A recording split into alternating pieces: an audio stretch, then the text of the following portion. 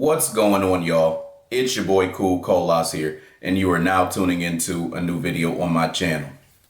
For today's topic, we're going to be talking about y'all's boy Marvin Sapp and how he told the congregation to close the doors until he got 40K. So let's get into it. For those of you all who do not know, there was a video that was recently recorded that showed Marvin Sapp telling the ushers to close the doors until he got 40K, and he needed $20 from each person who was in the congregation at the time when the sermon was given or after the sermon was given. And this is something that went viral on the internet. Everybody started talking about it and they waited on their opinions. So now I want to go ahead and I want to give mine to you all.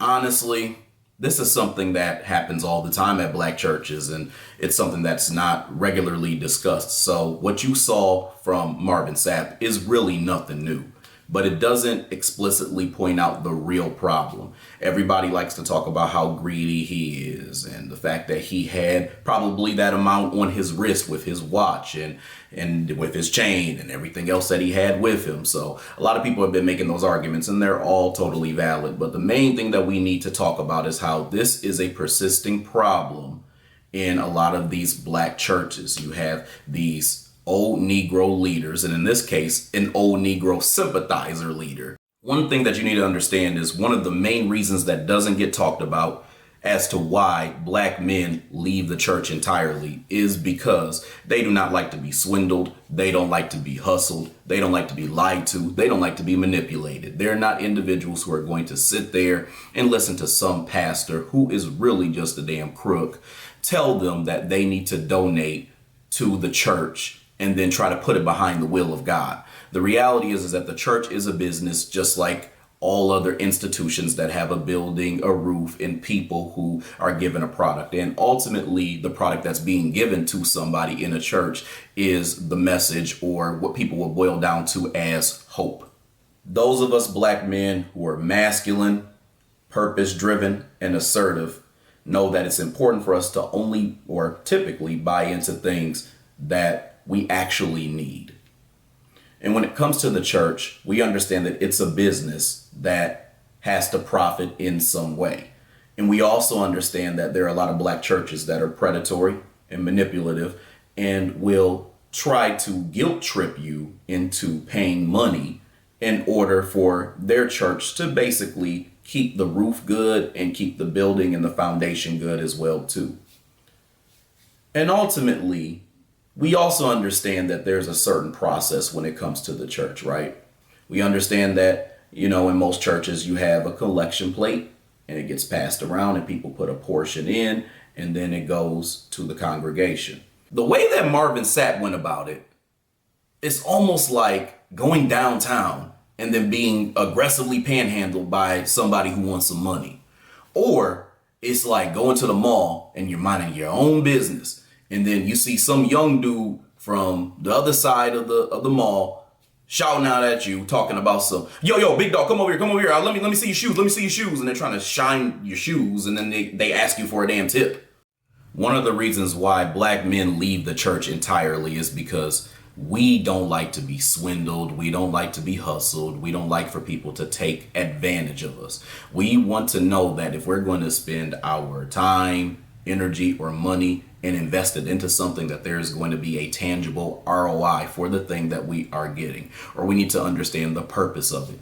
A lot of times with these churches, these black churches I'm talking about, it gets into a bunch of theatrics and bullshit and stuff that we are just not interested in. It turns into this big old Negro circus, and you got Negroes who are in here hooting and hollering and shouting and screaming and prancing around and falling on the floor and all this other stuff that we just have absolutely no interest in involving ourselves with. We are into practicality and things that are going to be beneficial resources to us. And to be honest, any black man who is a part of this is either one, a part of the hustle itself, or two, some weak beta male who can't stand up to their woman who just buys into this shit.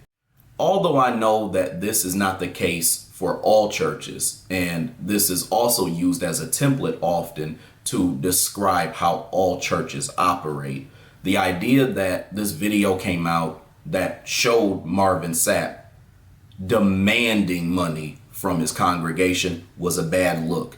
And ultimately, it's going to give a lot of people in the black community validation as to why they don't want to concern themselves with the church. One of the other reasons why black men tend to avoid the church altogether is because they recognize the problem with the leadership. And ultimately, the problem with the leadership is that it's ran by a bunch of old Negroes or old Negro sympathizers.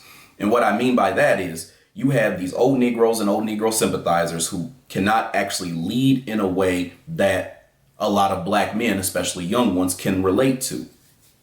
You know, they're all about being passive and submissive, patting their own pockets. They're all about ego. And ultimately, the money is not used to do something constructive for black society. That's supposed to set an example, especially if the church is supposed to be such a stronghold for a lot of black people to go to and come together collectively. I mean, think about it, y'all. There's so many constructive things that these black churches can do to invest constructively in the black community. They could literally take the money and build houses, especially for those who are in the community or around the community where the church is at. They could invest in banks. They could invest in schools. I mean, they could even have sessions in their own congregation where they teach their members about business and things that are actually constructive. But these are things that you don't commonly see being practiced in these churches. And one of the things that I noticed with this whole conversation is that you got a lot of these silly ass Negroes who are out here basically making excuses for what Marvin Sapp did. Because you even had Ricky Smiley's old coon ass who was sitting there talking about some, at the end of the day, you know, he ain't say lock the doors. They lying on him. They lying on him. He said close. He ain't say lock the doors. He said close the doors. He got all this money. He don't need that money. So here's the thing about that. He's doing this thing where he's trying to make it seem like we're the Sambos. We're the self-haters. We're the people who are trying to knock a successful black man down. When in actuality, it's the opposite. We're trying to straighten out a lot of these Sambos who are trying to benefit and manipulate the black community. And that's our whole thing. And the thing about it is that Ricky Smiley had to lean into semantics in order to even make his argument in the first place. Because when he was talking about locked versus closed, he was acting like we said something totally different. He acted like we had just totally lied on his name. What he's trying to make it seem like is that there's a problem with the argument that's being made against what he did, when what he did actually was a problem that has been persisting in a lot of black churches. And it just was Marvin Sapp who was used as the example to call this type of thing out, and the fact that he's getting backlash. But here's the thing, y'all. Ricky Smiley can respect the hustle. That's the reason why he ultimately was upset about what was being said about Marvin Sapp. And there's something that's common between both Marvin Sapp and Ricky Smiley. Notice that they are both a part of either organizations or something that black people collectively hold in high esteem or respect. Marvin Sapp is a part of the church, and Ricky Smiley is a part of a Divine Nine fraternity. I say all this to say that in both of these different organizations, groups, or whatever you want to call them, you have a lot of these old Negroes or old Negro sympathizers who are the leaders or are people who are in charge of certain things. And they end up cooning for butter biscuits. They end up being Democratic shills. They end up being in the boule. They end up being opportunistic Negroes who try to present themselves as symbols of black excellence when in fact they have absolutely no desire to do anything for black people and to change the condition of black society, although they are in a position to do so because of the notoriety they have gotten from being a part of something that is collectively respected in black society. This does nothing more than highlight the point that I made time and time again, that when it comes to black society, specifically in their regard and how they view the church, the main problem is the fact that you have failed leadership by the old Negroes, and in this case, old Negro sympathizers. That's the commonality with all of this. They have a certain mentality that shows that they do not want to do anything constructive for black society. They only want to do something for themselves. I even had one silly Negroid get into my post on Instagram because I actually did a post about this topic, and they were trying to basically whine at me about how some of this was justified. They were like low-key caping for Marvin Sapp. And one of the things that they said was that, well, although what he did was wrong, pastors, preachers, whatever you want to call them, should be compensated because they're like teachers. They're teaching you a lesson and you're also choosing to sit in. So why not pay for something that you're choosing to get that can be informative? So my problem with that argument is a few things. Number one, a lot of times when you go to these churches, they say something to the effect of come as you are. And a lot of times people are coming as they are, and that includes also not having any money to give.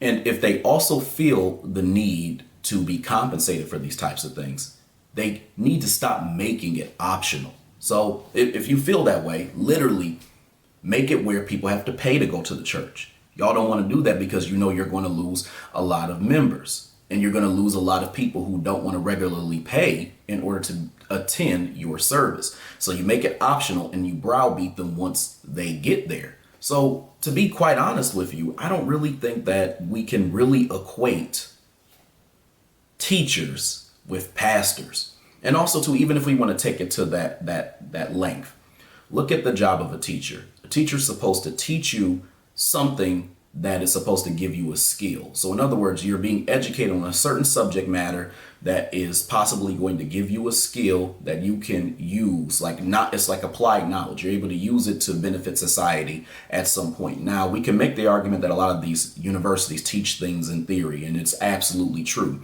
But you also have trade schools where you literally do learn an actual skill. You're not actually learning a skill whenever you're listening to something that a pastor or a preacher is saying when they're preaching their word. They're maybe giving you parables and lessons that you can potentially think about. And ultimately, as people have alluded to, they're giving you hope, especially if you follow the things that they're saying. But that's not an actual skill.